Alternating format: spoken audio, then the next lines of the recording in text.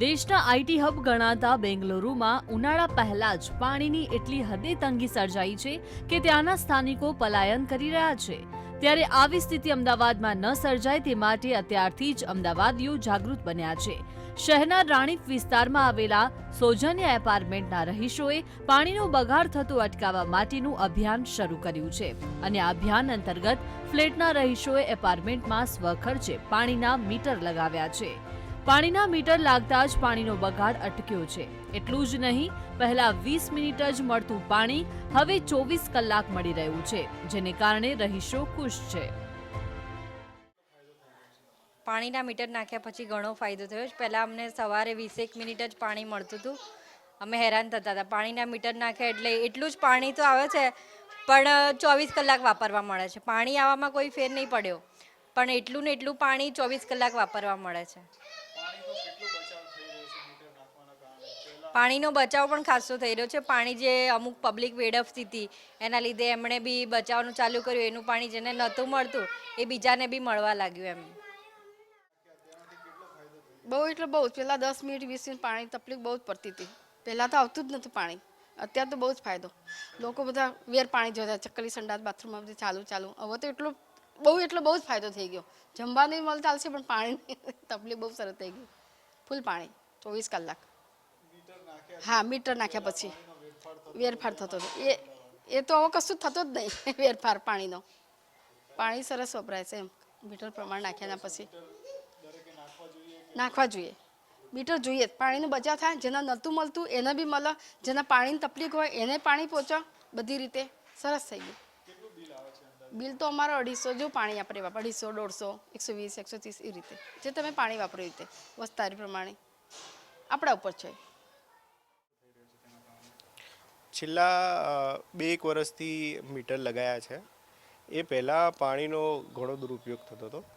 પહેલાં પાણી અમારે 21 મિનિટ જ આવતું હતું દિવસની અંદર, અને લોકો એટલે બેફામ પાણીનો દુરુપયોગ કરતા હતા। નળ ખુલ્લા મૂકી દે અને પાણીનો વ્યય થતો હતો।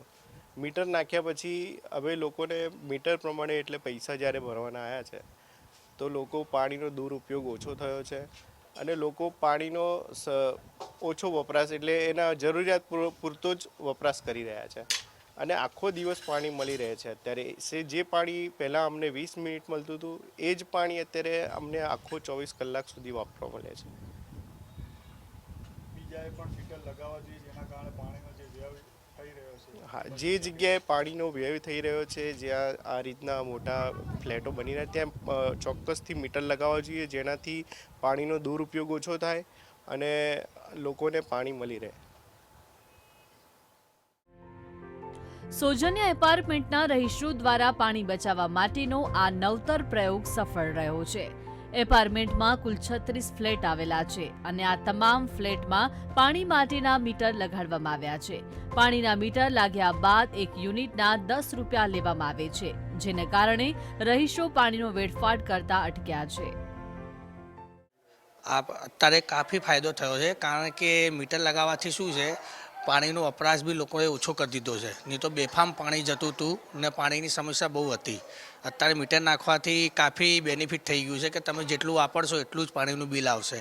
તો લોકો સાવચેત થઈ ગયા છે કે બને એટલું ઓછું વાપરીએ જેથી બિલ ભરવાનું ઓછું આવે। પહેલા કેટલું પાણી મળતું હતું, અત્યારે કેટલા સમય પાણી મળે છે? અત્યારે ફેરફાર થઈ રહ્યો છે। અત્યારે 24 કલાક પાણી આવે છે। પહેલાં ઓનલી ફોર 15 મિનિટ આવતું હતું, જે સવારે આવતું હતું 7 થી 7:15।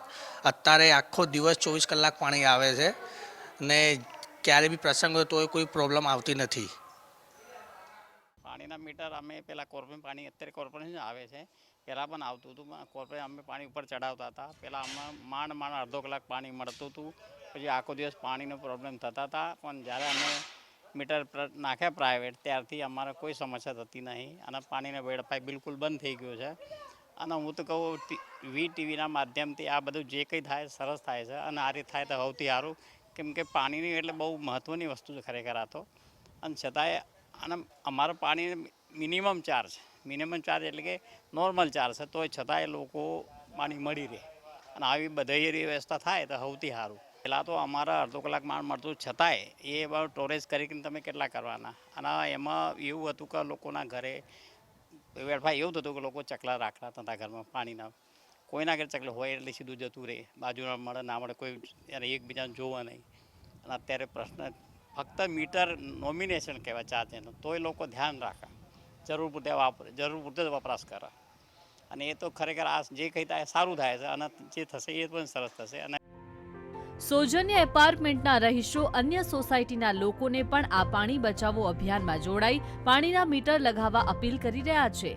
ત્યારે જો તમામ લોકો જાગૃત બનીને આ પહેલ અપનાવે તો આવનારા સમયમાં પાણીની અછત ન સર્જાય. કેમેરામેન નરેશ સોલંકી સાથે અપૂર્વ સિસોદિયા, VTV ન્યૂઝ, અમદાવાદ.